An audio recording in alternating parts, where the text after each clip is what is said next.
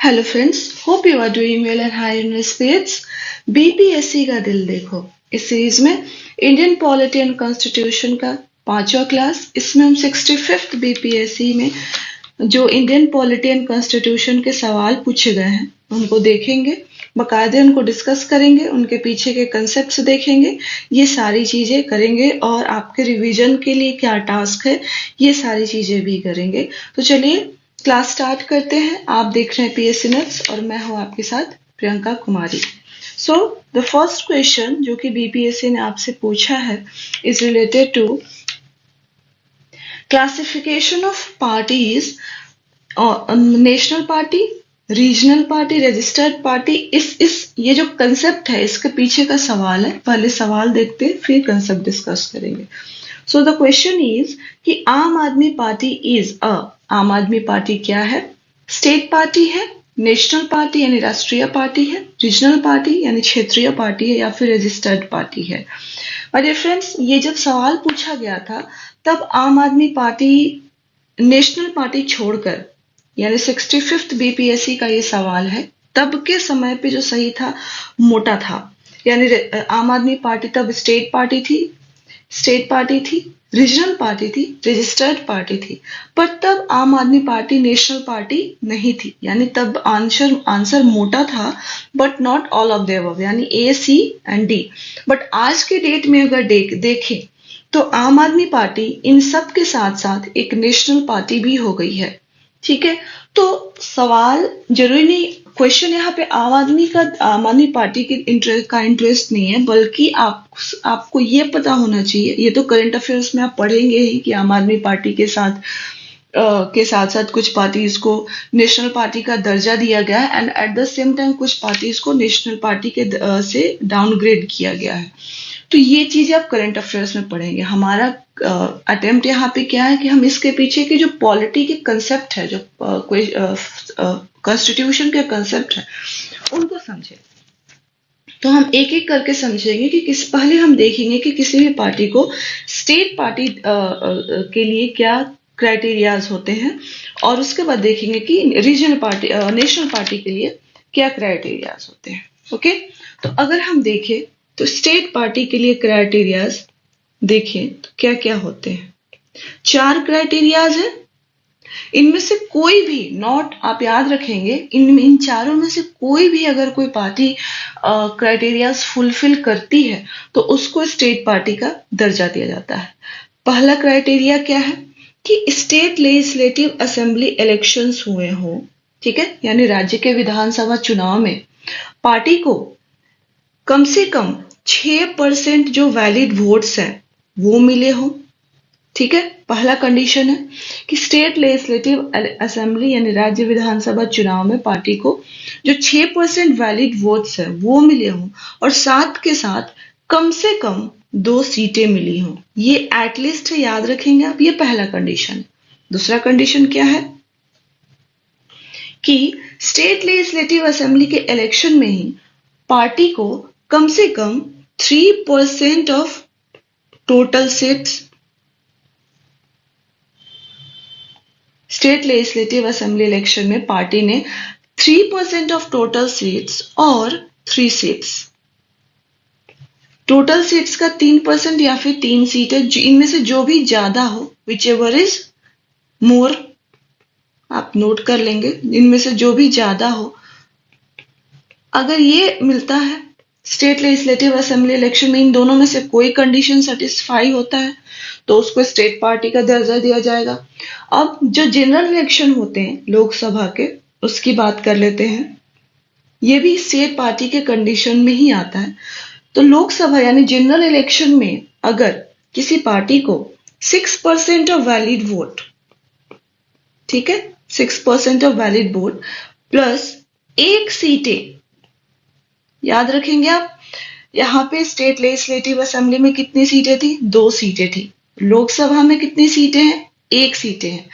तो अगर लोकसभा यानी जनरल इलेक्शन में स्टेट पार्टी को किसी पार्टी को 6% of the total valid votes and 1 seat, कम से कम एटलीस्ट 1 सीट प्राप्त हुई हो, तो उसको स्टेट पार्टी का दर्जा मिल जाएगा। और अगेन ये हमारा और में आएगा, यानी पहला कंडीशन ये हो गया, दूसरा ये, तीसरा ये। चौथा कंडीशन क्या है?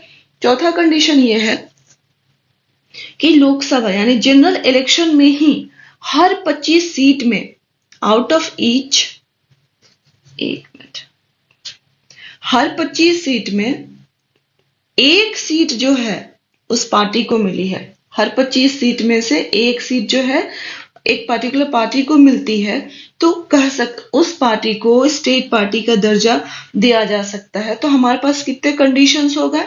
पहला कंडीशन ये हो गया, दूसरा ये हो गया, तीसरे ये हो गया एंड चौथा ये हो गया।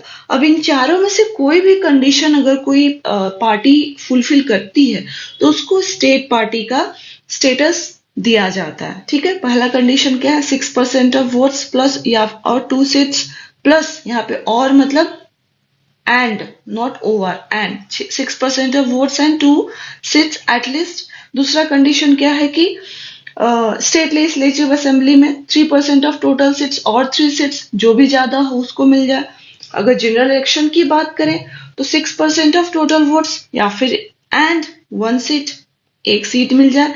एंड चौथा है कि जनरल इलेक्शन में ही उस पार्टी को लोकसभा के हर 25 सीटों में से एक सीट मिला हो, तो उसको बोलते हैं स्टेट पार्टी। तो ये क्राइटेरियाज आम आदमी पार्टी ने जब 65th बीपीएससी का एग्जाम हुआ था उस समय फुलफिल इनमें से कोई एक क्राइटेरिया कर दी थी, और उस समय आम आदमी पार्टी क्या थी? स्टेट पार्टी का स्टेटस उसको मिल चुका था। और रजिस्टर्ड पार्टी, आपको पता है कि इलेक्शन कमीशन के बाद पार्टियों को रजिस्टर कराना पड़ता है। तो ये सारी चीजें हैं। अब हम बात करेंगे कि अभी का कंटेक्स्ट ये है कि आम आदमी पार्टी को आपको नेशनल पार्टी यानी राष्ट्रीय पार्टी का स्टेटस दिया गया है। तो हमारा जॉब क्या है? ये करंट में तो हम पढ़ेंगे ही, हम साथ में पॉलिटी में ये देखेंगे कि जो पार्टियां हैं उनको नेशनल पार्टी होने के लिए क्या क्या क्राइटेरियाज फुलफिल करने पड़ते हैं। ठीक है, तो चलिए हम देखते हैं कि नेशनल पार्टी के लिए क्या क्या क्राइटेरिया है।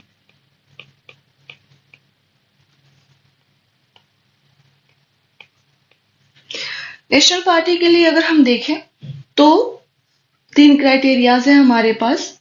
कि पहला है कि जनरल इलेक्शन माने लोकसभा का इलेक्शन, उसमें किसी पार्टिकुलर पार्टी को कम से कम एटलीस्ट, याद रखिएगा, एटलीस्ट 2% सीट्स मिलती हैं। कहां पे? लोकसभा में। कितने स्टेट्स से? एटलीस्ट, ये एटलीस्ट याद रखेंगे आप, एटलीस्ट 3 डिफरेंट स्टेट्स से। ठीक है, तो पहला कंडीशन ये हो गया कि जनरल इलेक्शन में एक पर्टिकुलर पार्टी को लोकसभा का जो टोटल सीट है उसका कम से कम 2% उसको मिलता है, और 3 डिफरेंट स्टेट से अगर वो 2% सीट्स लेकर आती है, 3 डिफरेंट स्टेट से अगर वो 2% सीट्स लेकर आती है तो उसको राष्ट्रीय पार्टी का स्टेटस मिल जाएगा। ठीक है, दूसरा कंडीशन क्या है देखते हैं। दूसरा कंडीशन है कि अगर किसी पार्टी को कम से कम एटलीस्ट 6% ऑफ टोटल वोट्स, और ये टोटल वोट्स कौन से होंगे? ये वही वोट्स होंगे जो वैलिड होंगे। ठीक है, 6% ऑफ टोटल वोट्स मिले हैं कम से कम 4 और मोर स्टेट्स में। ठीक है, 4 और मोर स्टेट्स में, अगर स्टेट्स की बात करें तो लेजिस्लेटिव असेंबली का इलेक्शन हुआ हो या फिर जनरल इलेक्शन हुआ हो। यहां पे लिख देते हैं जनरल इलेक्शन यानी लोकसभा। एक मिनट,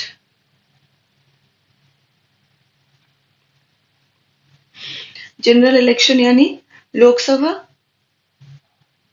लोकसभा या फिर लेजिस्लेटिव असेंबली के इलेक्शन में अगर किसी पार्टी को टोटल वोट्स का 6% मिलता है 4 या उससे ज्यादा स्टेट्स में, तो उस पार्टी को क्या होगा? इलेक्शन कमीशन नेशनल पार्टी का स्टेटस देगी। ठीक है, तीसरा कंडीशन एंड लास्ट कंडीशन है कि अगर वो पार्टी कम से कम एटलीस्ट 4 स्टेट्स में रिकॉग्नाइज की जा रही हो एज ए स्टेट पार्टी। समझ रहे हैं आप? अगर कोई पार्टी कम से कम 4 स्टेट्स में as a state party recognise की जाती है तो उसको इलेक्शन कमीशन नेशनल पार्टी का स्टेटस देगा। तो ये क्राइटेरियाज हैं आपके नेशनल पार्टी के स्टेटस के, आप इसको याद रखेंगे, इंपॉर्टेंट है ये आपके लिए। इसके पीछे का पूरा कॉन्स्टिट्यूशन, ये प्रोविजंस यही है, सॉरी कॉन्स्टिट्यूशन में प्रोविजंस नहीं है, ये प्रोविजंस डील किए जाते हैं election symbols reservation and allotment order 1968 के द्वारा। मैं लिख देती हूँ, ये सारे जो नेशनल पार्टी, स्टेट पार्टी, ये सारे जो प्रोविजंस, ये क्राइटेरियाज बनाए गए हैं, ये कहाँ पे डील किए जाते हैं? Election symbols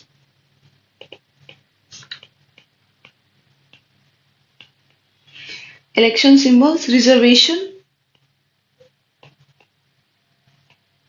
and allotment order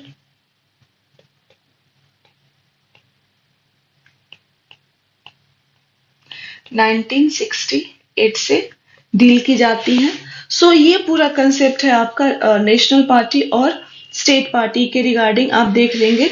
so इस क्वेश्चन का अगर हम सही जवाब देखें आज के डेट में, तो आम आदमी पार्टी एक नेशनल पार्टी है बिल्कुल, रजिस्टर्ड पार्टी है बिल्कुल, रीजनल पार्टी है बिल्कुल, एंड स्टेट पार्टी है। तो इसका आंसर होगा ऑल ऑफ द अबव।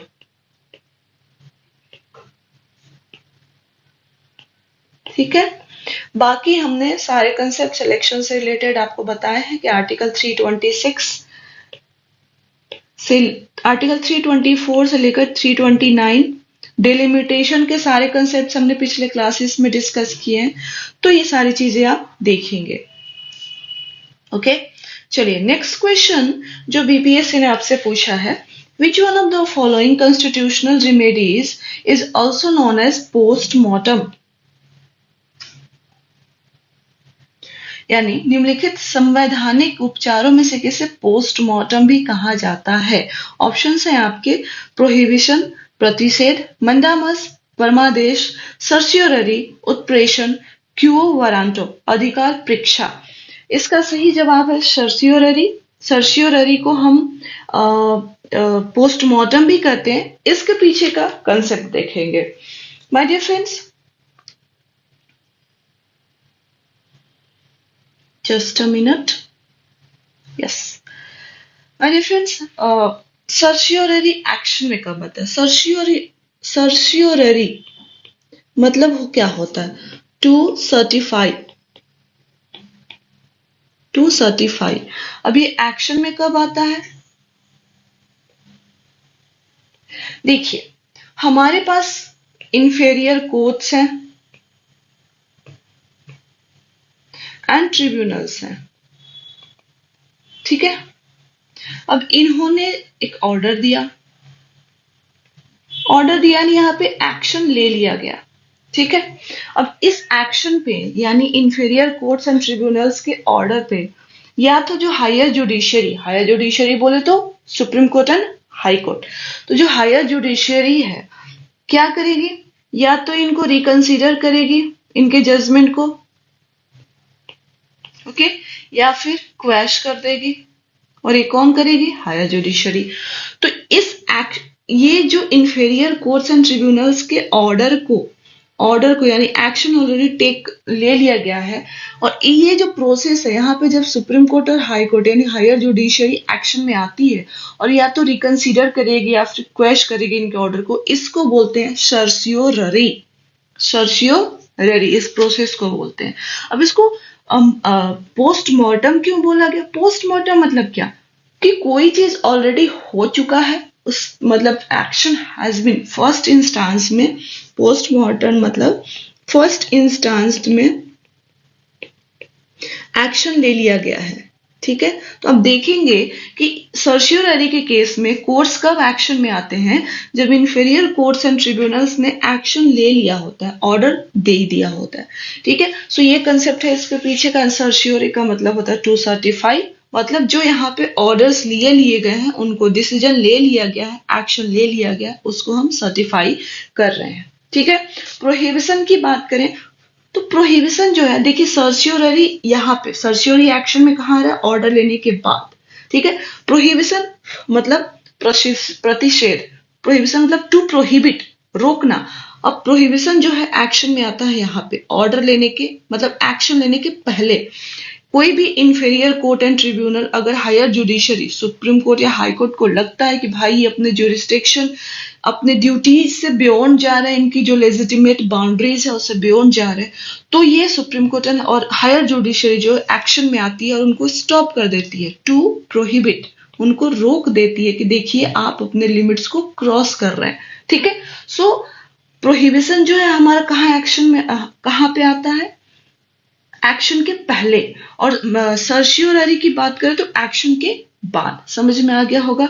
अगर हम मैंडामस की बात करें तो मैंडामस मीन्स होता है we command, mandamus means we command.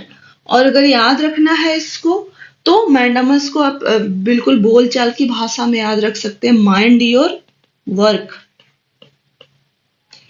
Mind your work. अब इसका मतलब क्या, देखिए जब इंफीरियर कोर्ट्स एंड ट्रिब्यूनल्स या फिर कोई अथॉरिटीज है, कोई भी अथॉरिटी है, अगर वो अपना काम सही से फंक्शन नहीं कर रहा है, सही से परफॉर्म नहीं कर रहा है, तो जुडिशरी, हायर जुडिशरी जो है एक्शन में आती है और वो बोलती है कि माइंड योर वर्क, ठीक है। किनको, इंफीरियर कोर्ट्स, ट्रिब्यूनल्स या फिर कोई और अथॉरिटीज हुए तो अगर प्रोहिबिशन और मैंडामस की बात करें तो प्रोहिबिशन ने क्या बोला, टू स्टॉप, रुक जाइए, ठीक है। मैंडामस ने क्या बोला, माइंड योर वर्क, यानी आप काम कीजिए। तो अगर इन दोनों के नेचर की बात करें तो प्रोहिबिशन क्या कर रहा है, काम होने से रोक रहा है, यानी इसका नेचर क्या है, निगेटिव है। मैंडामस ये आपसे काम डिराइव कर रहा है, it is expecting work from you, so it is क्या है ये मैंडामस का नेचर। एक मिनट,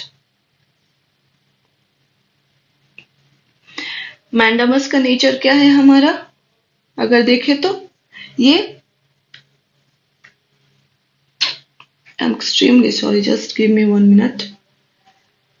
मैंडामस का नेचर देखे तो क्या है ये पॉजिटिव है, ये आपसे वर्क डिराइव करता है, प्रोहिबिशन स्टॉप करता है, ठीक है। तो ये पूरा और साथ में क्यूओ वारंट, चौथा अगर रीड देख ले, क्यूओ वारंटो यानी अधिकार परीक्षा।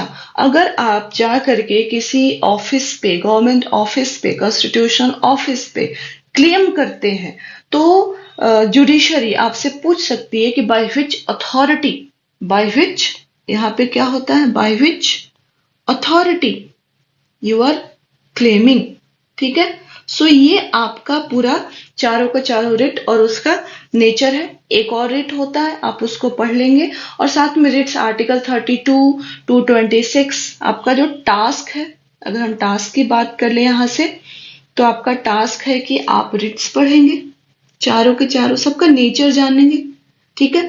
Supreme court, high court, article 32, 226, किसका ओरिजिनल ज्यूरिसडिक्शन है, किसका कंकरेंट ज्यूरिसडिक्शन है, किसके पास ये ऑब्लिगेटरी है, आप कमेंट में बताएंगे किसके पास ये ऑब्लिगेटरी है कि वो रिट्स को इंटरटेन ही, मतलब वो डिनाई नहीं कर सकते, इसको निगेटिव कोनोटेशन में बोले तो, कि they can not deny the writs, ठीक है। ये आप देखेंगे किसके पास ये ऑप्शन है कि वो रिट्स को डिनाई कर सकता है। तो ये सारी चीजें सुप्रीम कोर्ट, हाई कोर्ट के ज्यूरिसडिक्शंस आप देखेंगे। सो ये आपका पूरा एक होमवर्क है, रिवाइज कर लेंगे और यहाँ से इस तरह से आपका रिट्स कंप्लीट हो जाएगा, ठीक है। ओके, चलिए नेक्स्ट क्वेश्चन पे चलते हैं। नेक्स्ट क्वेश्चन इज कि which one of the following Indian states has the largest number of members in the legislature?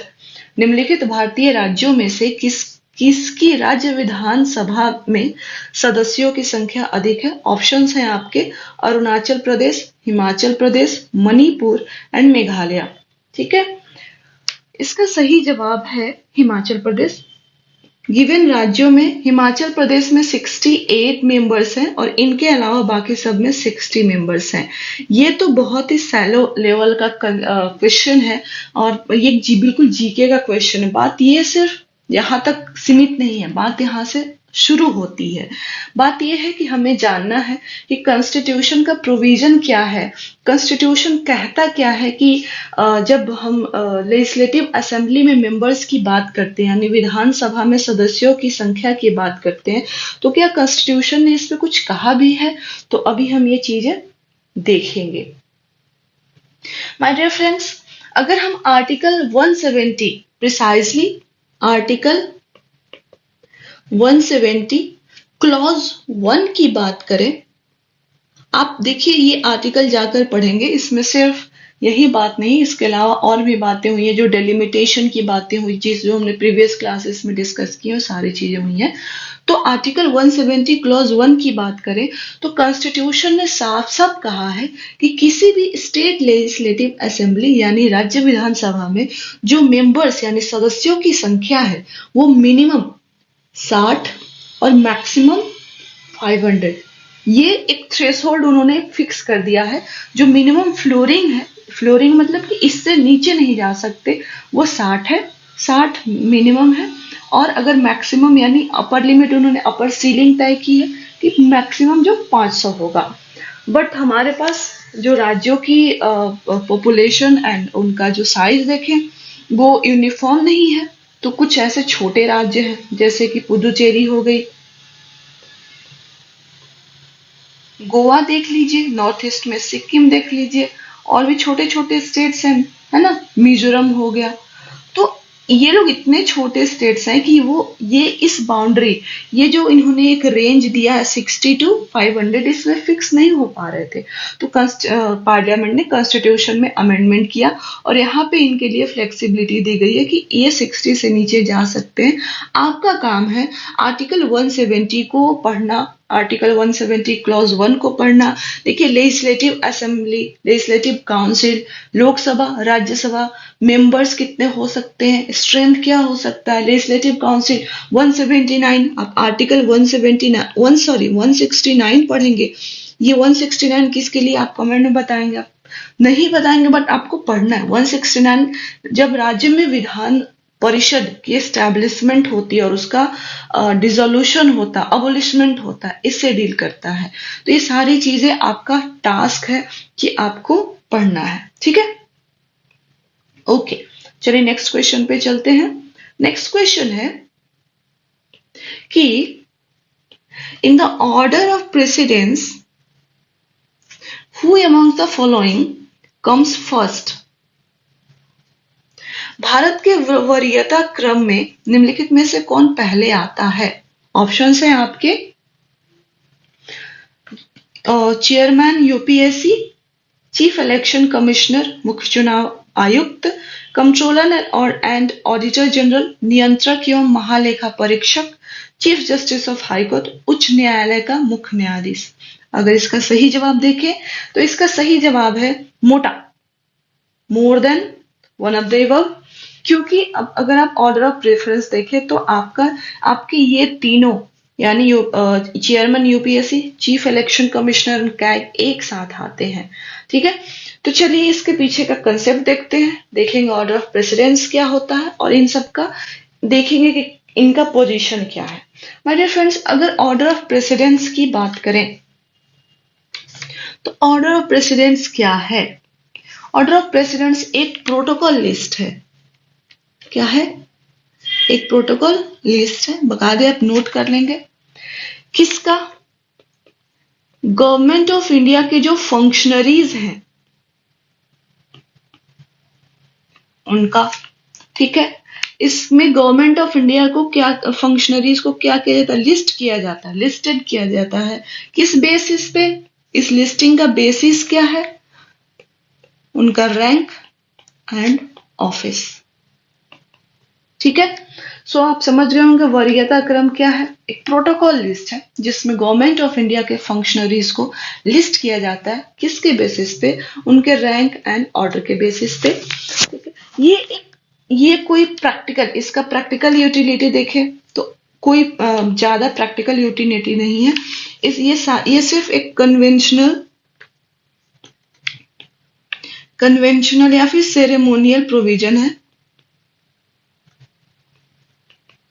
इसका प्रैक्टिकल यूटिलिटी एज सच कुछ नहीं है। अब आते हैं कि पहला ऑर्डर ऑफ प्रेसिडेंस के टेबल पे, तो सबसे पहले जो पहला एंट्री है ऑर्डर ऑफ प्रेसिडेंस के टेबल पे, टेबल में फर्स्ट है प्रेसिडेंट होते हैं हमारे, ठीक है। फर्स्ट जो होते हैं कौन होते हैं? प्रेसिडेंट होते हैं। अगर आप एंट्री 9 पे जाएं, एंट्री 9 पे जाएं तो वहां पे आपको सुप्रीम कोर्ट के जजेस की बातें होती है, जजेज ऑफ सुप्रीम कोर्ट, ठीक है। और अगर आप एंट्री 9A पे जाएं, ठीक है, 9 बताना जरूरी था ताकि 9A आपको समझ में आए। अगर आप 9A पे जाएं, एंट्री 9A पे, तो एंट्री 9A आपको, एंट्री 9A में आपके जो options A, B and C हैं, ये तीनों हैं, यानी chairman of UPSC, chief election commissioner, मुख्य चुनाव आयुक्त, कंट्रोलर एंड ऑडिटर जनरल, नियंत्रक एवं महालेखा परीक्षक, ये एक साथ आते हैं, ठीक है। अगर हम chief justice of high court की बात करें कि इनका जो वरीयता क्रम है, ये इस वरीयता क्रम में कौन से पोजीशन पे आते हैं, तो अगर आप ऑर्डर ऑफ प्रेसिडेंस का एंट्री नंबर 14 पढ़ेंगे, देन यू विल फाइंड कि यहाँ पे chief justice of high court की बात होती है। तो आपका काम है, देखिए आप पूरा याद नहीं करेंगे, एकदम डिटेलिंग नहीं करेंगे, बट एटलीस्ट एक माइंड में होना चाहिए कम से कम। देखिए फर्स्ट 10 आपको पता होना चाहिए, फर्स्ट 10 एंट्रीज आपको पता होनी चाहिए, क्योंकि देखिए 9A पे ही ये 3 थे, और अगर आप ये पढ़े होंगे तो ये तीनों इकट्ठे आते हैं। 10 तक आप देखेंगे कि chief justice of high court का कहीं चर्चा नहीं है। तो इस तरह से रिलेटिव नॉलेज, इसको बोलते हैं रिलेटिव नॉलेज, आपको पूरा ऑर्डर ऑफ प्रेसिडेंस नहीं रटना है, बट एटलीस्ट थोड़ा सा पता होना चाहिए कि फर्स्ट 10 में क्या है, ठीक है। इस तरह से रिलेटिव नॉलेज का अप्लाई करके आप पहुंच सकते हैं सही जवाब पे। तो ये आपका आज का टास्क है कि आप ऑर्डर ऑफ प्रेसिडेंस के पीछे का पूरा कंसेप्ट पढ़ेंगे, ठीक है। चलिए नेक्स्ट क्वेश्चन पे चलते हैं। नेक्स्ट क्वेश्चन है कि विच one of the following statement is correct regarding parliamentary form of government. सरकार की संसदीय व्यवस्था के विषय में निम्नलिखित में से कौन सा वक्तव्य सही है? कुछ ऑप्शंस हैं आपके। Legislature is responsible to judiciary, हमारी जो विधायिका है वो न्यायपालिका के प्रति जवाबदेह है। Legislature is responsible to executive, विधायिका कार्यपालिका के प्रति जवाबदेह है। Legislature and executive are independent, विधायिका और कार्यपालिका में कोई संबंध नहीं है, दोनों स्वतंत्र हैं। And president is responsible to judiciary, क्या राष्ट्रपति न्यायपालिका के प्रति जवाबदेह है? ये आपसे पूछा गया है। सही जवाब, क्वेश्चन है कि करेक्ट पूछा गया, तो सही जवाब है ई, मोटा नहीं NOTA, none of the above. My dear friends, अगर बात करें पार्लियामेंट्री फॉर्म ऑफ गवर्नमेंट की, तो पार्लियामेंट्री फॉर्म ऑफ गवर्नमेंट का बुनियादी संरचना, बेसिक स्ट्रक्चर यही है कि executive, parliamentary form of government में जो एग्जीक्यूटिव यानी कार्यपालिका होगी वो किसके लिए रिस्पॉन्सिबल होगी? Executive is responsible to legislature, यानी जो कार्यपालिका है वो हमारी विधायिका के प्रति रिस्पॉन्सिबल होगी। ये एक जनरल कंसेप्ट है, कहीं भी पार्लियामेंट्री फॉर्म ऑफ गवर्नमेंट आप देखेंगे तो ये पार्लियामेंट्री फॉर्म ऑफ गवर्नमेंट का एक फंडामेंटल फीचर है कि जो एग्जीक्यूटिव है वो लेजिस्लेचर के प्रति रिस्पॉन्सिबल रहता है। अगर इंडियन कंटेक्स्ट में बात करें, in Indian context, yes we have parliamentary form of government. Constitution का कौन सा आर्टिकल डील करता है इससे? अगर आप कॉन्स्टिट्यूशन का आर्टिकल 75 प्रिसाइजली क्लॉज 3 पढ़ेंगे तो यहाँ पे साफ साफ कहा गया है कि the council of ministers shall be collectively responsible to the house of the people. Council of minister shall be collectively responsible to the house of the people, यानी Lok Sabha. So yes, parliamentary form of government में जो executive होता है वो legislature के प्रति responsible होता है। यहाँ पे हमारे कोई भी ऑप्शन इससे मिलते नहीं, इससे सही जवाब हमारा नोटा है। आपका काम यहीं पे खत्म नहीं होता, आपका काम होता है अब शुरू। टास्क ऑफ द डे क्या है? अब बकायदे जो पार्लियामेंट्री फॉर्म ऑफ गवर्नमेंट है, लक्ष्मीकांत का जो चैप्टर है, आप उसको रिवाइज करेंगे। ठीक है, parliamentary form of government I think 11वां चैप्टर होना चाहिए लक्ष्मीकांत का, या 12वां, आप उसको देखेंगे। ठीक है, आर्टिकल 75 बकायदे बहुत अच्छे से पढ़ेंगे। मैंने सिर्फ क्लॉज 3 डिस्कस किया, आपको पता होना चाहिए 75 क्या है। प्रिंसिपल ऑफ कलेक्टिव रिस्पॉन्सिबिलिटी, ये सारे आर्टिकल्स आपके प्रीवियस क्लासेस का डिस्कशन में आए हुए हैं, इसलिए ज्यादा इंफोसाइज नहीं कर रही हूँ। अब बकायदे पार्लियामेंट्री फॉर्म ऑफ गवर्नमेंट और उससे रिलेटेड आर्टिकल्स को रिवाइज करेंगे। ठीक है, चलिए नेक्स्ट क्लास पे, देखिए आपके लिए दिया हुआ, पढ़ लेंगे। नेक्स्ट क्वेश्चन पे चलेंगे। नेक्स्ट क्वेश्चन है कि who amongst the following is a land record officer. ये बड़ा आसान सवाल है। निम्नलिखित में से कौन भूमि रिकॉर्ड अधिकारी है? ऑप्शन है पटवारी, लंबारदार, जमींदार, जेलदार। सही जवाब है पटवारी। पटवारी जो होता है ये लैंड रिकॉर्ड ऑफिसर होता है। अगर पटवारी के बारे में और बातें करें तो जो रेवेन्यू एडमिनिस्ट्रेशन होता है स्टेट का, इसमें पटवारी सबसे लोएस्ट रैंकिंग ऑफिशियल होता है, सबसे नीचे स्तर का ऑफिशियल है ये। इसका काम होता है एग्रीकल्चरल लैंड्स को विजिट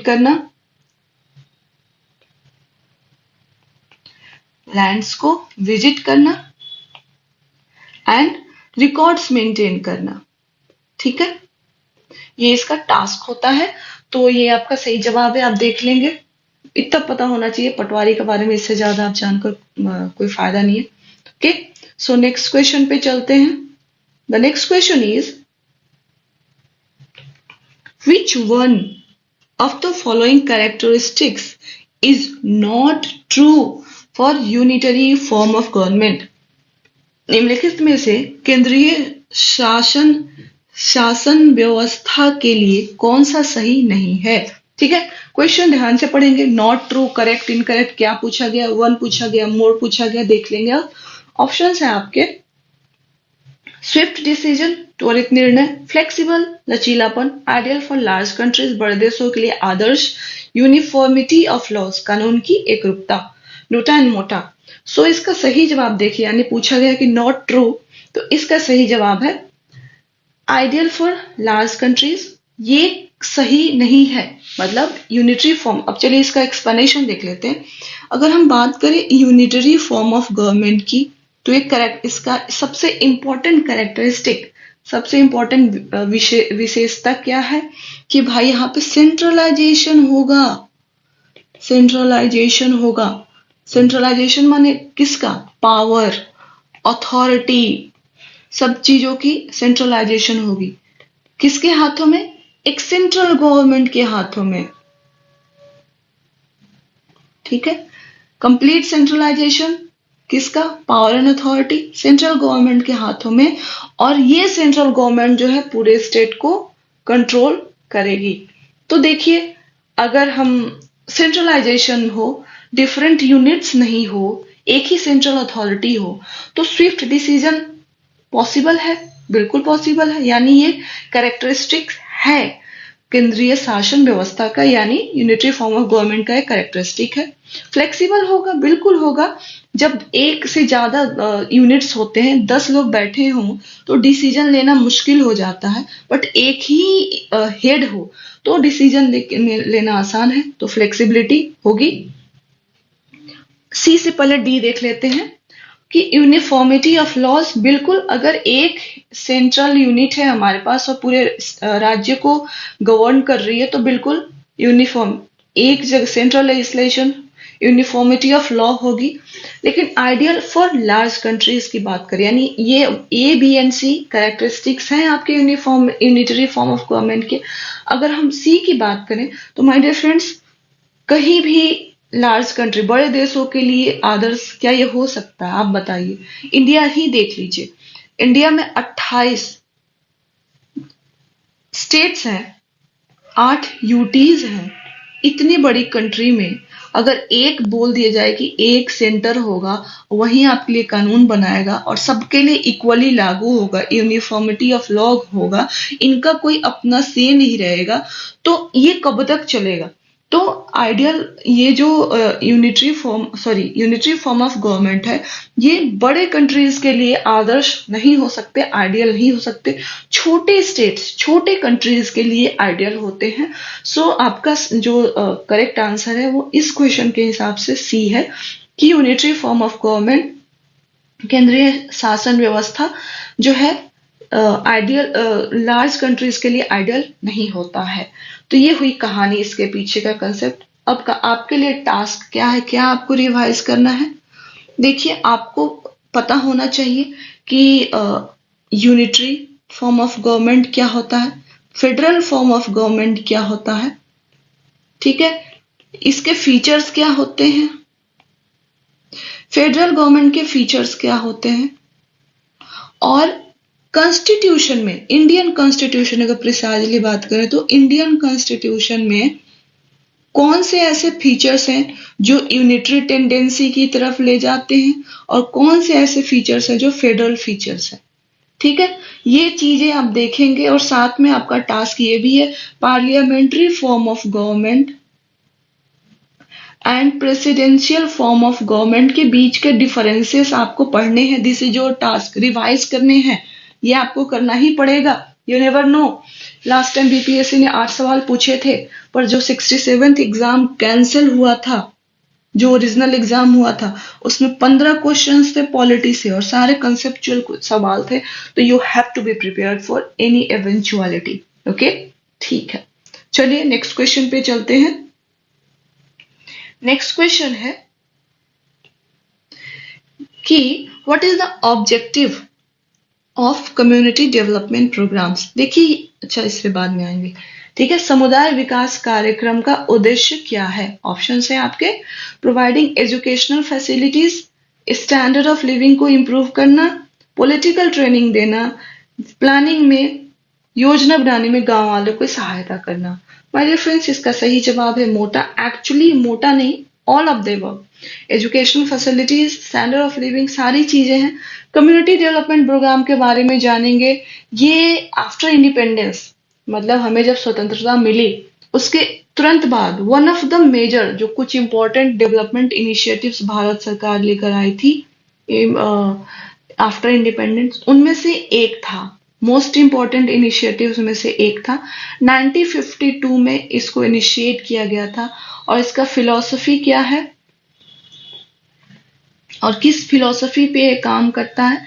रूरल डेवलपमेंट करना है, रूरल डेवलपमेंट करना है, but with the participation of local people, with participation of local people, यानी गांव, देहाती एरिया, गांव का डेवलपमेंट करना है, वहीं के लोगों को इंक्लूड करना है गवर्नेंस में और उनके ही इनपुट से, उनके ही हिसाब से, उनके ही नीड के हिसाब से हमें डेवलपमेंट करना है।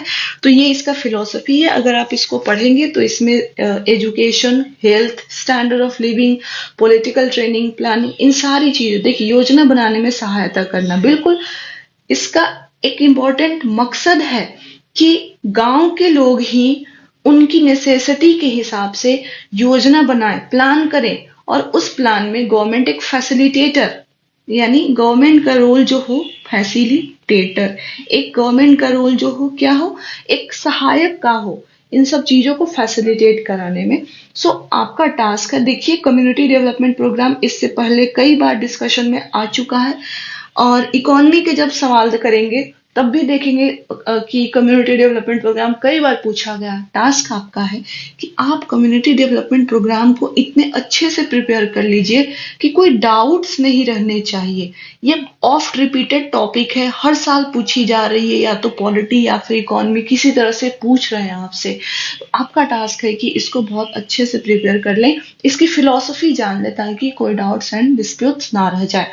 ओके, सो चलिए नेक्स्ट क्वेश्चन पे चलते हैं।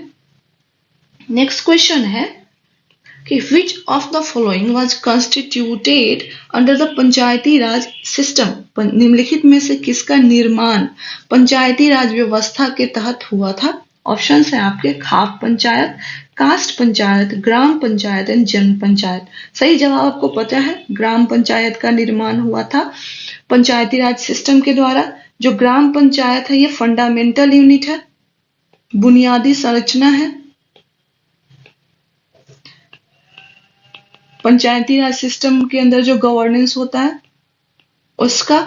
ठीक है, आपको ये पता है, आपको अब पंचायती राज सिस्टम को कॉन्स्टिट्यूशनल स्टेटस कब दिया गया था? 73rd अमेंडमेंट से दिया गया था। ईयर क्या था? 1992। 3 टियर स्ट्रक्चर फॉलो करते हैं हम, ग्राम पंचायत, पंचायत समिति एंड जिला परिषद। ग्राम पंचायत विलेज लेवल पे, पंचायत समिति ब्लॉक लेवल पे, जिला परिषद डिस्ट्रिक्ट लेवल पे। सब्जेक्ट्स कितने हैं? 29। कौन सा आर्टिकल डील करता है? 243 जी। ठीक है, शेड्यूल कौन सा है? पार्ट कौन सा है इसके? देखिए आपका पंचायत काम, देखिए पंचायती राज को आपका टास्क मैं बता दूं यहाँ पे, क्योंकि मैं सरफेस पे लेकर आपको नहीं चल सकती। आपका टास्क मैं बार बार रिपीट करती हूँ। देखिए पंचायती राज, अगर आप 68th का ही एग्जाम देखें तो उसमें पंचायती राज से 3 सवाल पूछे गए थे। ठीक है, 8 क्वेश्चन आया था, 3 सवाल पूछे गए थे। मैं ये नहीं कहती कि हर बार 3 सवाल पूछे जाएंगे, 3 ही पूछे जाएंगे, हो सकता है 4 भी पूछे जाए और हो सकता है 1 पूछे जाए। लेकिन जब कट ऑफ आपका 91 जा रहा है और निगेटिव मार्किंग है, उसमें एक एक मार्क्स का बहुत डिफरेंस हो जाता है। और जब पता है कि पंचायती राज से सवाल आना है, अब प्लीज पंचायती राज को बिल्कुल होलिस्टिकली, इसका इनिशिएशंस, कॉन्स्टिट्यूशनल प्रोविजन, कमिटी जो 2-3 रिलेटेड है इससे, इलेक्शन के प्रोविजन क्या है, मिनिमम एज ईयर क्या है, कौन से प्रोविजंस मैंडेटरी हैं कि स्टेट्स को करने ही है, कौन से जो है वो डिस्क्रिशनरी नहीं है, स्टेट्स के चॉइस है, स्टेट्स के पास चॉइस है। तो ये सारी चीजें, funding, state finance commission, central finance commission, ये सारी चीजें आपको करनी है। So this is the task from this question. Okay, so आपका क्लास यहाँ पे होता है समाप्त। और हमारे पास थोड़े टेक्निकल एरर्स थे यार, और मैं थोड़े से डॉक्टर्स के चक्कर लगा रही थी, तो इस कंडीशंस में हमारे पास, हम कंटेंट रेडी था पर हम वीडियो नहीं ला पाए लास्ट 2 दिन से, तो हम ये टेक्निकल एरर से जूझ रहे थे। सो विद द टाइम पिछले 3 दिनों के क्लास को हम अगले 2 दिन में कवर कर लेंगे। सब चीजें बराबर चल रही है और जल्दी हम नेक्स्ट क्लास लेकर आएंगे, और साथ में बिहार स्पेशल का भी नेक्स्ट क्लास लेकर आएंगे। So thank you very much.